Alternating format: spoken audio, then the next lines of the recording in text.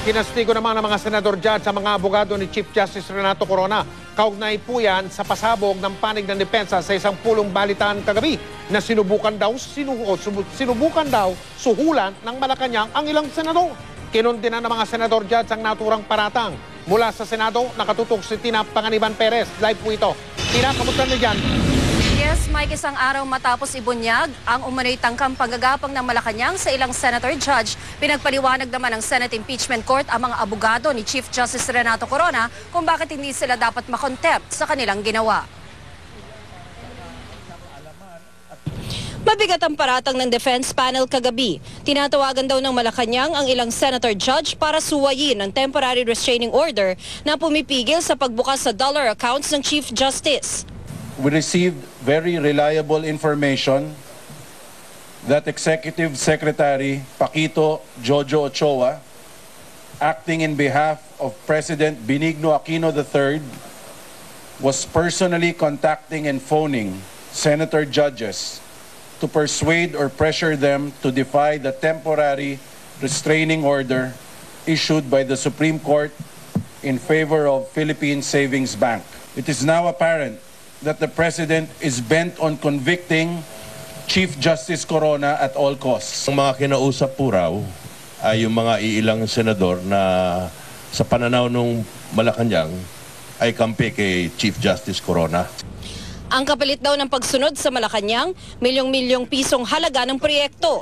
Ang expectation po namin within this week, maglalabas po ng 100 million per senator. Sa muli nilang pagharap kanina sa impeachment court, galit na mga senador ang kanilang dinatnan. But I challenge you, the defense panel, to name your so-called source.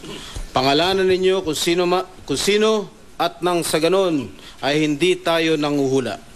Magpakalalaki tayong lahat dito. But when you face the media and pass this story on to the public with little more than your faces to back you up, then you have crossed the line. And you are all wholly accountable for attempting to besmirch the reputation of this institution. And I would like to look to all of you straight in the eye and say, walang tumawag sa akin upang ako ay hikayatin o takutin o bayaran.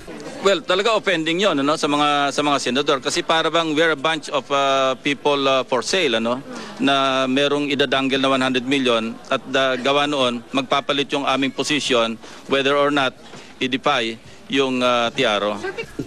Humingi ng dispensa ang defense panel sa mga senator judge pero tumanggi silang pangalanan kung sino ang pinanggalingan ng kwento. Ang sandigan nila ang alituntunin na nagpoprotekta sa mga abogado laban sa pagbubunyag ng sikreto ng kanilang mga kliyente. The lawyers are under oath at every peril to themselves to preserve the secrets of the client. We apologize and I wish to assure you that our view of the senator judges has always been of the highest regard. Your integrity has never been in question in our eyes. Ang kwento ng umano'y suhulan, inilabas ng depensa sa bisperas ng botohan ng impeachment court sa isang mahalagang issue kung rerespetuhin ang temporary restraining order na inilabas ng Korte Suprema laban sa pagsasapubliko ng dollar accounts si Corona. Ang tanong tuloy ni Senador Alan Peter Cayetano, ano raw kaya ang mangyayari kung sa ibang korte nila ginawa ito? Kung ngayon po, may TRO before the Supreme Court, pumunta ako sa media, tapos I'm a lawyer. At sinabi ko, meron po akong balita na 8 justices po ay bibigyan ng tig 50 million para lang po patagalin yung TRO. Don't you think that the Supreme Court will ask me why I should not be held in contempt or they should not ask me why I shouldn't be disciplined? The reason we had to go to the media is because we wanted to send a very clear message to those who would try to subvert the process that we will not allow it to go unnoticed. We will bring it to the light of day. We will expose it. Tiniyak din ng depensa na sa tamang panahon at sa tamang proseso, pabubuksan ang dollar accounts ni Corona. I confirm that the client has told us that he will release the information in due course. He did not authorize us to do it for him, Your Honor. Mike, paulit-ulit na nilinaw ng depensa na wala naman silang sinabing nasuhulan o sinuhulan ang mga senator judge. Ang sinabi lang daw nila ay mayroong tangkang gawin ito. Gayunpaman, binigyan sila ng Senate Impeachment Court ng hanggang Biyernes para magsumite ng kanilang paliwanag kung bakit hindi sila dapat makontempt. Mike? Kaya Tina, lumalabas, matatapos itong araw na ito, hindi natin malalaman ang punot dulo pa ng usapin na yan. Napaka-malaking pasabog na yan ng panig ng depensa na sinusubukan, suhulan na Malacanang, hindi lahat.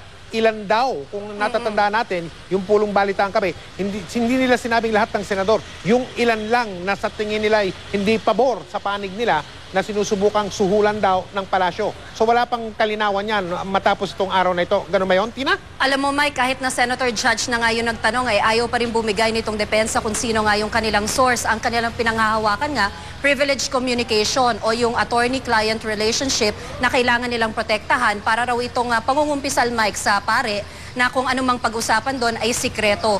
At kung hindi raw i-waive ng kanilang kliyente yung ganong karapatan na pangalagaan ng kanilang pag-uusap, hindi raw yun nila gagawin, Mike. Maraming salamat, Tina Panganiban Perez.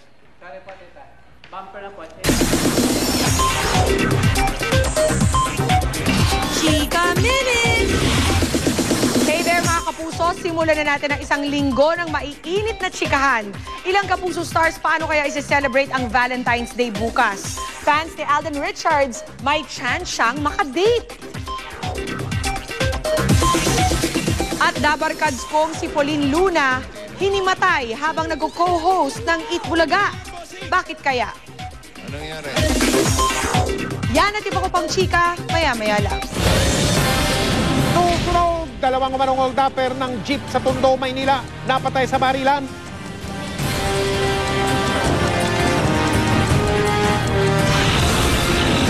Papalapag na eroplano na yan, lumampas sa runway ng paliparan ng Kalibo sa lalawigan ng Aklan.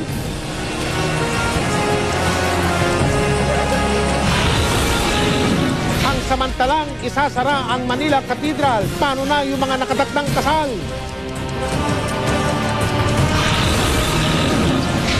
Tubong Taiwan na basketball star na yan na si Jeremy Lin. Sikat na ngayon sa NBA. Kikilalanin natin siya ng masusi sa pagpapatuloy ng 24 oras.